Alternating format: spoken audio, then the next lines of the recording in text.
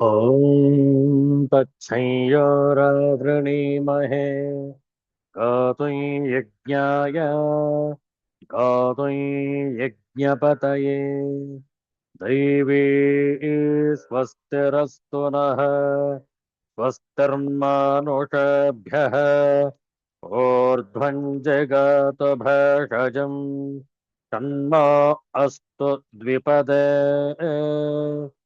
सञ्चतुष्पदे ॐ शान्तः शान्तः शान्तिः हरिः ॐ श्रीगुरुभ्यो नमः हरिः ॐ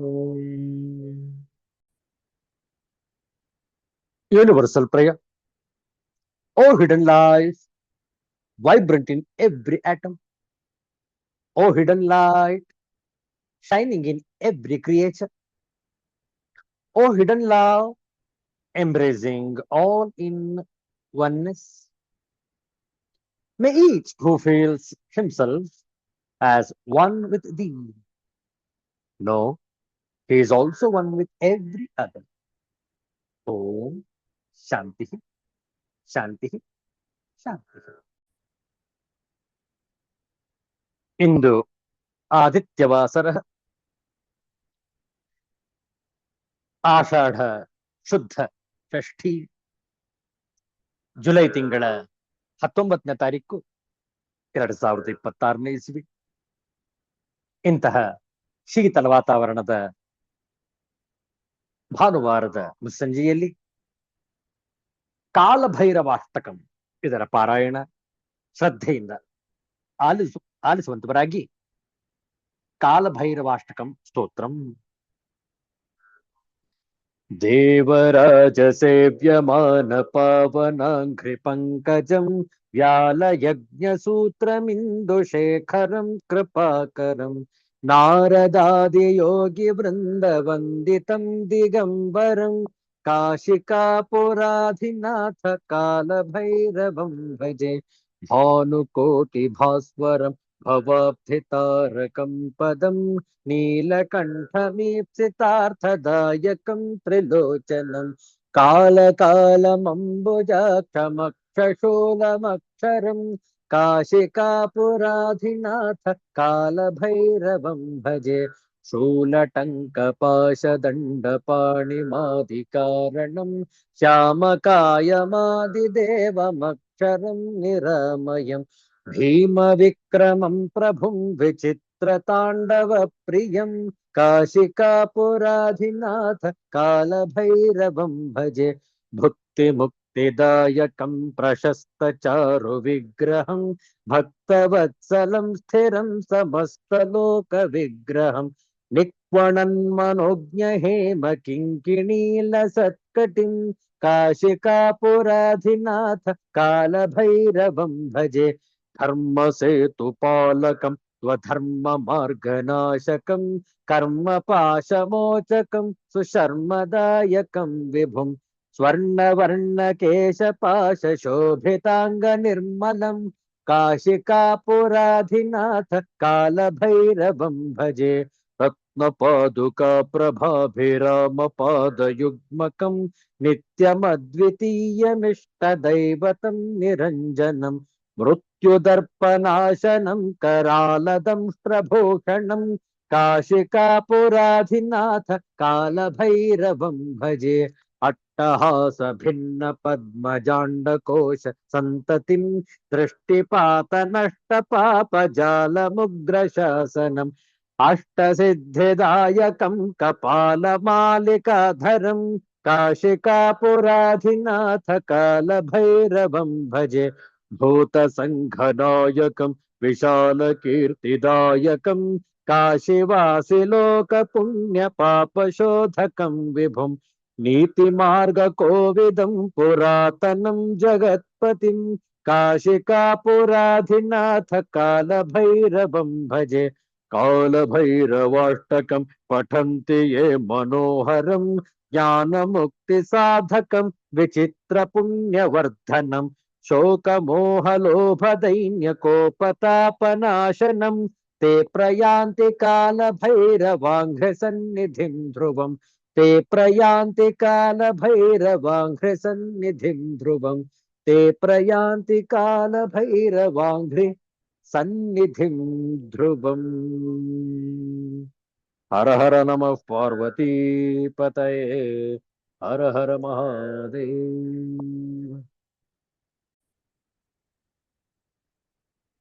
ಆಷಾಢ ಶುದ್ಧ ಷಷ್ಠಿಯ ಈ ಭಾನುವಾರದ ಮುಸ್ಸಂಜೆಯಲ್ಲಿ ಶ್ರೀ ಸದ್ಗುರುಗಳ ನಾಮ ಜಪ 2 ನಿಮಿಷ ಹೇಳಿಕೊಟ್ಟ ನಂತರ ಪುನರಾವರ್ತನೆ. ಓಂ ದಿಗಂಬರ ದಿಗಂಬರ ಶ್ರೀಪಾದವಲ್ಲಭ ದಿಗಂಬರ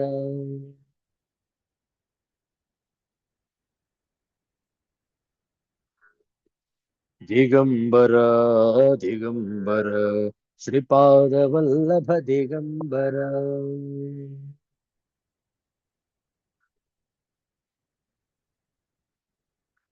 ದಿಗಂಬರ ದಿಗಂಬರ ಶ್ರೀಪಾದವಲ್ಲಭ ದಿಗಂಬರ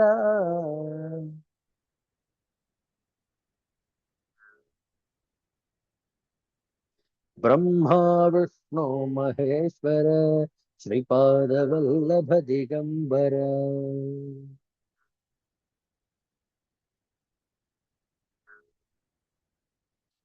ಬ್ರಹ್ಮ ವಿಷ್ಣು ಮಹೇಶ್ವರ ಶ್ರೀಪಾದವಲ್ಲಭ ದಿಗಂಬರ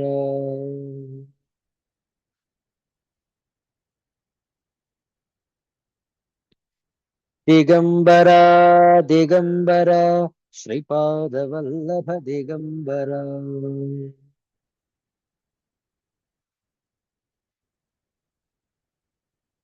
ದಿಗಂಬರ ದಿಗಂಬರ ಶ್ರೀಪಾದವಲ್ಲಭ ದಿಗಂಬರ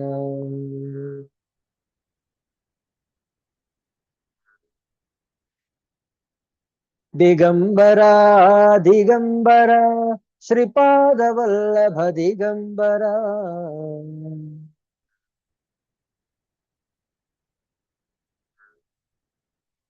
ಬ್ರಹ್ಮ ವಿಷ್ಣು ಮಹೇಶ್ವರ ಶ್ರೀಪಾದವಲ್ಲಭ ದಿಗಂಬರ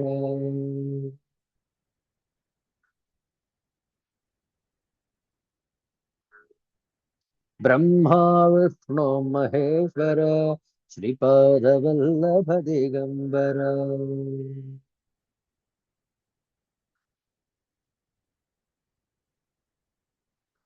ಶ್ರೀಪಾದವಲ್ಲಭ ದಿಗಂಬರ ಶ್ರೀಪಾದವಲ್ಲಭ ದಿಗಂಬರ ಸಿದ್ಧಾಂತ ಅವಧೂತ ಚಿಂತನ ಶ್ರೀ ಗುರುದೇವ ದತ್ತ ಜೈ ಜೈ ರಘುವೀರ ಸಮರ್ಥ. ಒಂದು ಚಿಕ್ಕದಾದ ಚೊಕ್ಕವಾದ ಒಂದು ಶಿವಭಜನೆ. ಅದಕ್ಕೂ ಮೊದಲು 3 ಬಾರಿ ಮಹಾಮೃತ್ಯುಂಜಯ ಮಂತ್ರವನ್ನು ಪಠಿಸೋಣ ಒಟ್ಟಿಗೆ. ಓಂ ತ್ರ್ಯಂಬಕೈ ಯಜಾಮಹೇ ಸುಗಂಧಿಂ ಪುಷ್ಟಿವರ್ಧನಂ ಉರ್ವಾರುಕಮಿವ ಬಂಧದ ಮೃತ್ಯೋರ್ಮುಕ್ಷೇಯಮಾಮೃತಾತ್. ಓಂ ತ್ರ್ಯಂಬಕೈ ಯಜಾಮಹೇ ಸುಗಂಧಿಂ ಪುಷ್ಟಿವರ್ಧನಂ ಉರ್ವಾರುಕಮಿವ ಬಂಧದ ಮೃತ್ಯೋರ್ಮುಕ್ಷೇಯಮಾಮೃತಾತ್. ಓಂ ತ್ರ್ಯಂಬಕೈ ಯಜಾಮಹೇ ಸುಗಂಧಿಂ ಪುಷ್ಟಿವರ್ಧನಂ ಉರ್ವಾರುಕಮಿವ ಬಂಧದ ಮೃತ್ಯೋರ್ಮುಕ್ಷೇಯಮಾಮೃತಾತ್. ಓಂ ಆತ್ಮಲಿಂಗಂ ಭಜರೆ ಪರಮಾತ್ಮಲಿಂಗಂ ಭಜರೆ.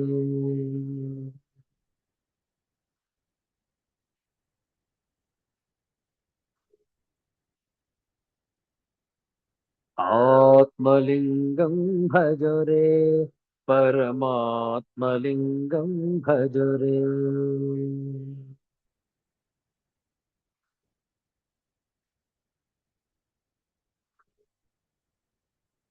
नागलिंगम नवमणिलिंगम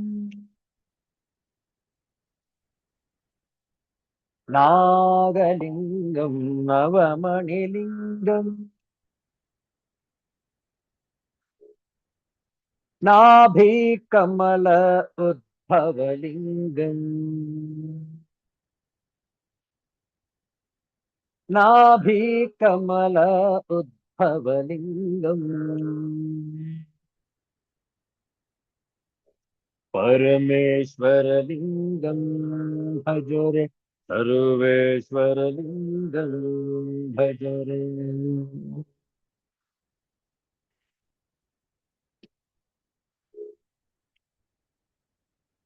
परमेश्वर लिंगम भजरे सर्वेश्वर लिंगम भजरे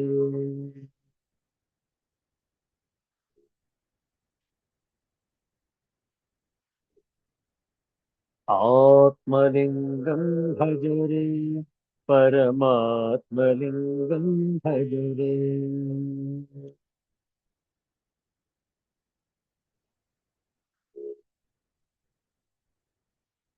परमात्मलिंगम भजरे परमात्मलिंगम भजरे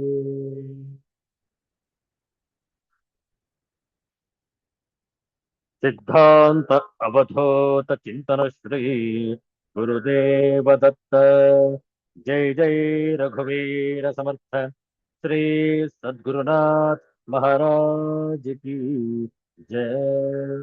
हर हर नमः पार्वती पतये हर हर महादेव शंभो।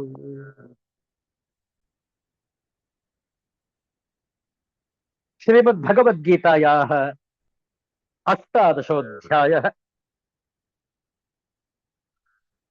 प्रारम्भे कानिचन श्लोकानि पठामः। प्रथमतः अहं गायामि, अनन्तरं भवन्तः अनुगायन्तु। ॐ श्री परमात्मने नमः।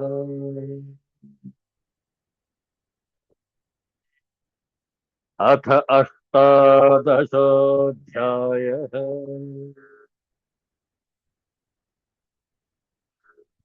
मोक्षसंन्यासयोगः।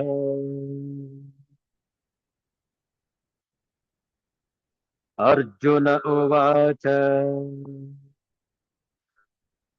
संन्यासस्य महाबाहो तत्त्वमिच्छामि वेदितुम्।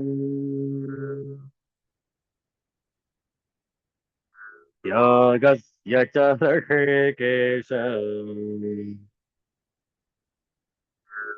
पृथक् केशिनिषोदन। श्रीभगवानुवाच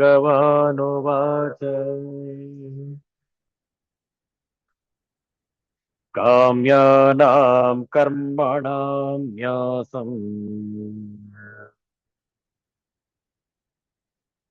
सन्न्यासं कवयो विदुः। सर्वकर्मफलत्यागम् प्राहुस्त्यागं विचक्षणाः।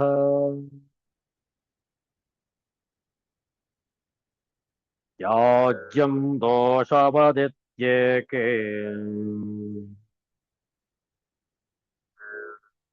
कर्म प्राहुर्मनीषिणः।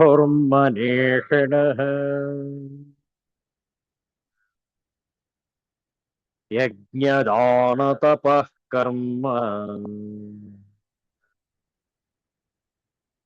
न त्याज्यमिति चापरे। निश्चयं शृणु मे तत्र त्यागे भरत सत्तम त्यागो हि पुरुष व्याघ्र त्रिविधः संप्रकीर्तितः यज्ञदान तपः कर्म न त्याज्यं कार्यमेव तत् यज्ञदानं तपश्चैव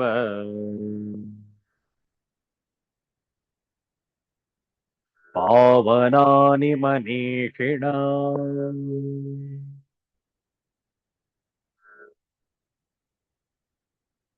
हरिः ॐ श्रीगुरुभ्यो नमः हरिः ॐ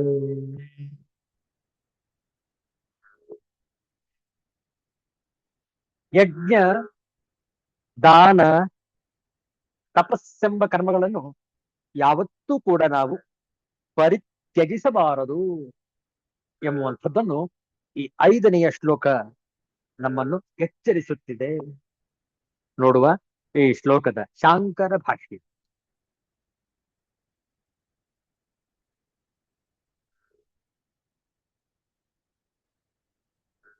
ಯಜ್ಞದಾನ ತಪಃ ಕರ್ಮ ನ ತ್ಯಾಜ್ಯಂ ತದೇವ ಕಾರ್ಯಂ ಯಜ್ಞಃ ದಾನಂಚ ತಪಃ ಏವ ಮನೀಷಿಣಾಂ ಪಾವನಾನಿ.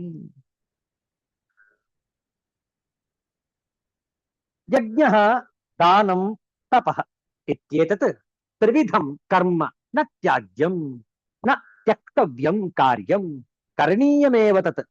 ತಸ್ಮಾತ್ ಯಜ್ಞಃ ದಾನಂ ತಪಶ್ಚೈವ ಪಾವನಾನಿ ವಿಶುದ್ಧಿಕರಾಣಿ ಮನೀಷಿಣಾಂ ಫಲಾನ್ ಅಭಿಸಂಧೀಯತಾ ಫಲಾನ್ ಅಭಿಸಂಧೀನಾಂ ಇತ್ಯೇತತ್. ಭಾಷ್ಯಾರ್ಥ ನೋಡಿಕೊಳ್ಳಿ.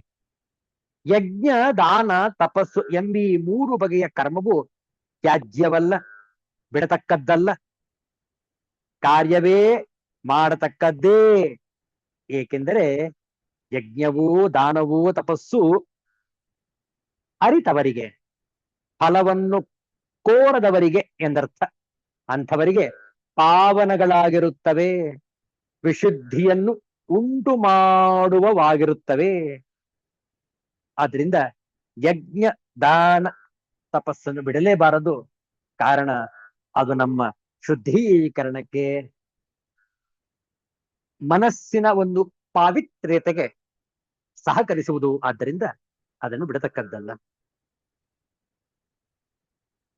Acts of sacrifice, charity and austerity should not be abandoned but should be performed.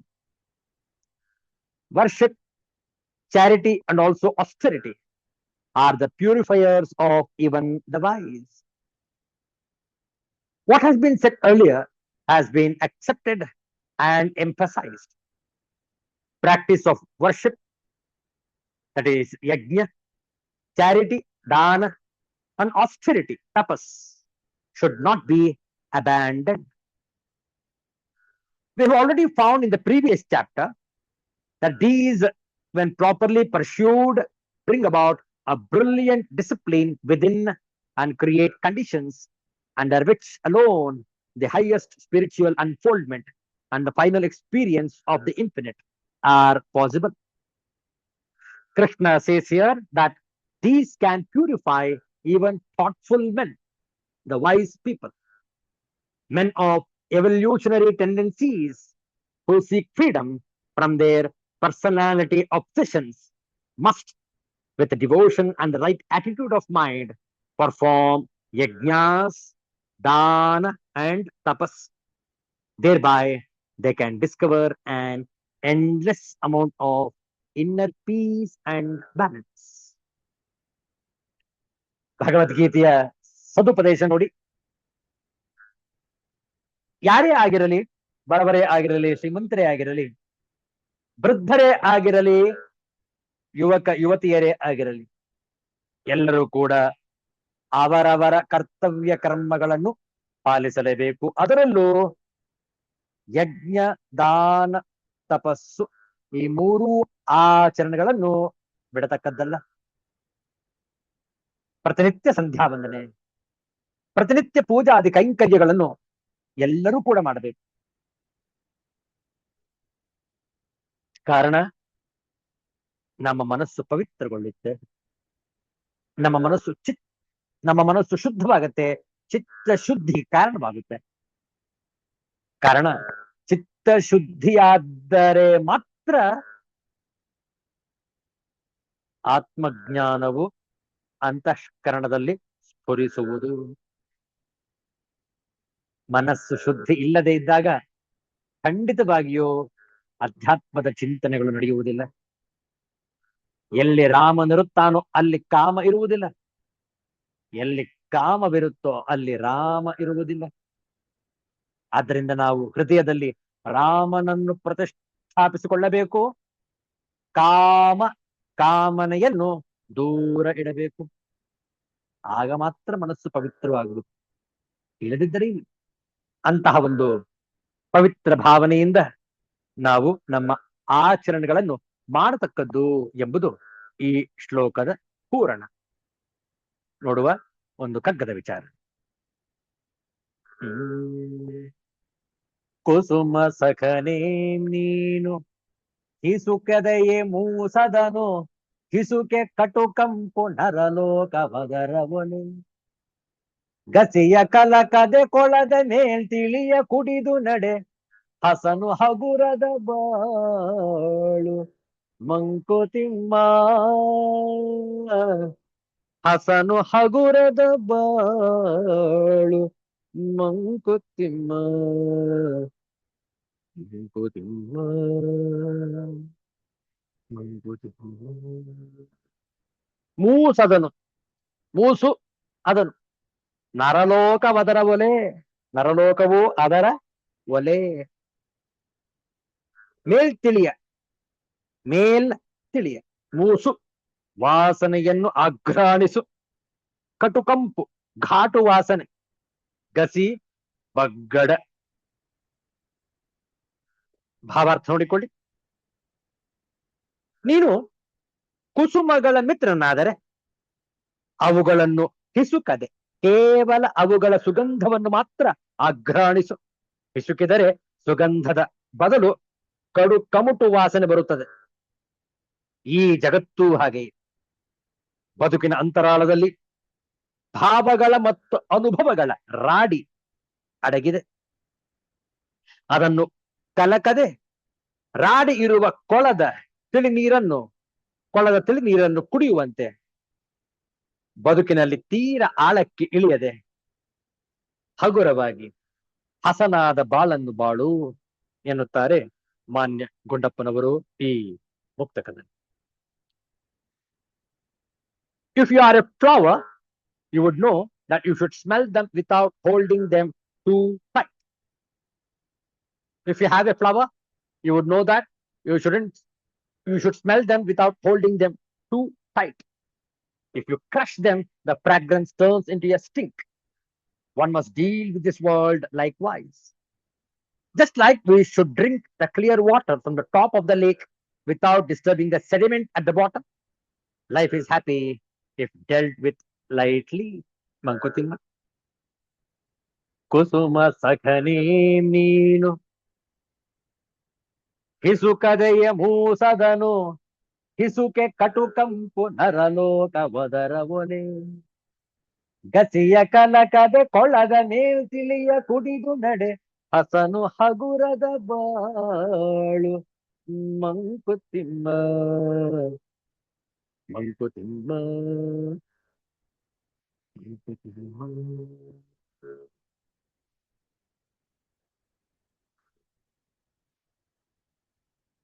ಈ ಜಗತ್ತೆಂಬ ಕೊಳದಲ್ಲಿ ಆಳವೂ ಉಂಟು, ತಿಳಿಯೂ ಉಂಟು, ಬಗ್ಗಡವೂ ಉಂಟು.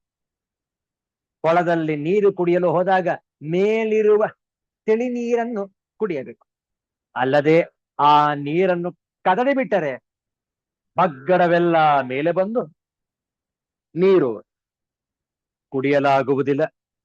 ಬದುಕಿನಲ್ಲೂ ಹಾಗೆ ಸುಗಂಧ ಭರಿತ ಹೂಗಳನ್ನು ಮುಟ್ಟದೆ ಕೇವಲ ಅದರ ಸುವಾಸನೆಯನ್ನು ನಾವು ಆಘ್ರಾಣಿಸುವಂತೆ ಮೂಲಕ್ಕೆ ಕೈ ಇಡದೆ ಮೂಲದ ಮಂಥನದಿಂದ ಹೊರಹೊಮ್ಮಿದ ತತ್ವವನ್ನು ಪಡೆದು ಕುಡಿದು ಅಂತರಂಗಕ್ಕೆ ಇಳಿಸಿಕೊಂಡರೆ ಬದುಕು ಸುಗಮವಾಗುತ್ತದೆ. ಮಾನ್ಯ ಗುಂಡಪ್ಪನವರು ಹೇಳುವಂತೆ ಬಾಳು ಹಸನಾಗಿ ಹಗುರಾಗುತ್ತದೆ. ರಸಭರಿತವಾದ ಹಣ್ಣನ್ನು ತಿನ್ನುವಾಗ ಅದರ ರಸಾಸ್ವಾದನೆ ಮಾಡಬೇಕು. ಅದನ್ನು ಬಿಟ್ಟು ಅದನ್ನು ಎಲ್ಲಿ ಬೆಳೆದರೂ ಮರದ ಅಥವಾ ಗಿಡದ ಉದ್ದಳತೆಗಳೇನು, ಅದಕ್ಕೆ ಹಾಕಿದ ಗೊಬ್ಬರವೆಂತಹುದು, ಮಣ್ಣಿನ ಸಾರವನ್ನು ಆ ಗಿಡ ಹೇಗೆ ಸೆಳೆದುಕೊಂಡಿತು, ಮಣ್ಣು, ನೀರು, ಗೊಬ್ಬರ, ಗಿಡ ಮುಂತಾದವುಗಳಲ್ಲಿ ಇಲ್ಲದ ಸುವಾಸನೆ, ಬಣ್ಣ, ರುಚಿಗಳು ಈ ಹಣ್ಣಿಗೆ ಹೇಗೆ ಬಂದವು ಎಂದೆಲ್ಲ ಆಲೋಚಿಸತೊಡಗಿದರೆ ಹಣ್ಣನ್ನು ತಿನ್ನಲಾಗುವುದೇ, ಸ್ವಾದವನ್ನು ಆಸ್ವಾದಿಸಲಾಗುವುದೇ ಸಾಧ್ಯವೇ ಇಲ್ಲ. ಹಾಗಾಗಿ ಮೂಲವನ್ನು ಕೆದಕುವುದು ಸರಿಯಲ್ಲ. ಇದು ಎಲ್ಲಕ್ಕೂ ಅನ್ವಯವಾಗುತ್ತದೆ. ಮನುಷ್ಯ ಸಂಬಂಧಗಳು ಮತ್ತು ಅದನ್ನು ಆಧರಿಸಿದ ನಮ್ಮ ಜೀವನದಲ್ಲಿ ಆಳಕ್ಕೆ ಇಳಿದರೆ ಭಯಂಕರವಾಗಿರುತ್ತದೆ. ಒಬ್ಬ ವ್ಯಕ್ತಿ ಇಂದು ಬಹಳ ಒಳ್ಳೆಯ ಗುಣಗಳನ್ನು ಹೊಂದಿದ್ದಾನೆ, ಆದರೆ ಅವನು ಅಂತಹ ಒಳ್ಳೆಯ ಗುಣಗಳನ್ನು ಬೆಳೆಸಿಕೊಳ್ಳುವ ಮೊದಲು ತೀರ ಅಸಹ್ಯ ಗುಣಗಳನ್ನು ಹೊಂದಿದ್ದವನಾಗಿದ್ದಿರಬಹುದು. ಅದು ನಮಗೆ ಮುಖ್ಯವಾಗದೆ ಇಂದಿನ ಅವನ ಒಳ್ಳೆಯತನವನ್ನು ಕಾಣಬೇಕು. ಹಾಗಾದಾಗ ಪರಸ್ಪರ ಸಂಬಂಧಗಳು ಉಳಿಯುತ್ತವೆ ಅಲ್ಲವೇ? ಬದುಕು ಸುಗಮವಾಗಿರಬೇಕಾದರೆ ಅದನ್ನು ಅತಿಯಾಗಿ ಕೆದಕಬಾರದು. ಕೆದಕಿದರೆ ನಮಗೆ ಹಿಂಸೆಯಾಗುತ್ತದೆ.